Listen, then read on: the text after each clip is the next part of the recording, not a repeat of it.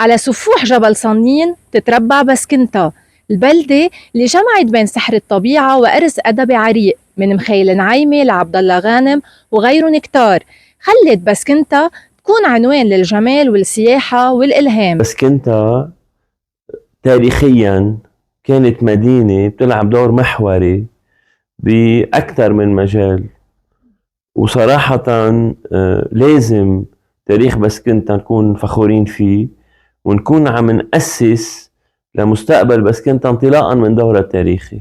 وبالتالي كانت بفترة من الفترات عاصمة الموارنة الأوائل يلي كانوا يعرفوا بالمردة أو الجراجمة، وبالتالي كان فيها نشاط سياسي، اقتصادي، تجاري، ثقافي، وبالتالي كل هالمواضيع بيجي لأنه بسكنتا لم تكن يعني قرية لبنانية أو بلدة لبنانية مثل هال 1200 بلدة اللي موجودين بكل لبنان.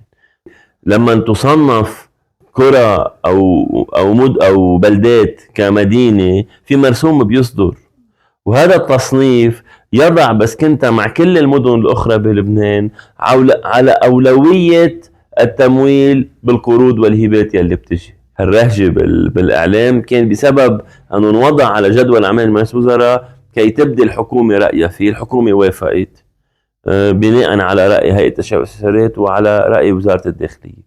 تحويل بسكنتا إلى مدينة خلص يعني صار إذا بدك الكل كأنه في اعتراف من كل اللبنانيين بأهمية بسكنتا ودور بسكنتا. يعني كل الناس رح تحكي عن جمال بسكنتا، عن طبيعة بسكنتا، عن إمكانيات بسكنتا الطبيعية والرياضية وإلى آخره. يعني بسكنتا الله نعم علينا، نحن ما خصنا، الله نعم علينا بطبيعة بتاخد العقل، وهي موجودة بوادي كتير حلوة بين 3 جبال اللي بيعطوا كل الإمكانيات السياحية والإنمائية وإلى آخره.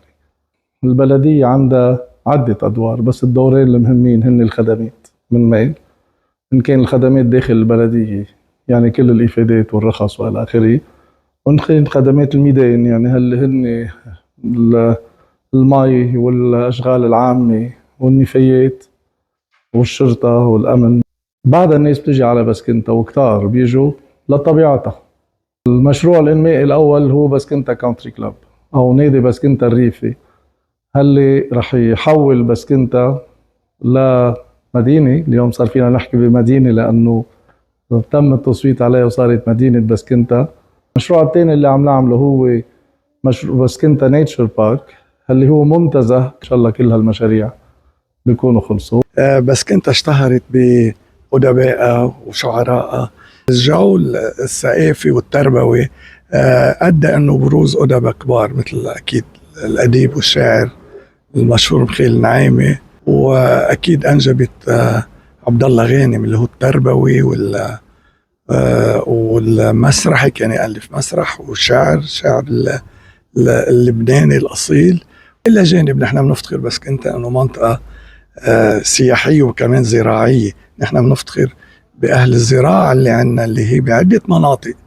ومن هالإطلالة المميزة عند صليب قناة بكيش بتنتهي جولتنا، وبتبقى بسكنتا بلدة لكل الفصول، وكل زيارة إلها بداية لمرحلة جديدة. كارول حاج، بيرد آي نيوز.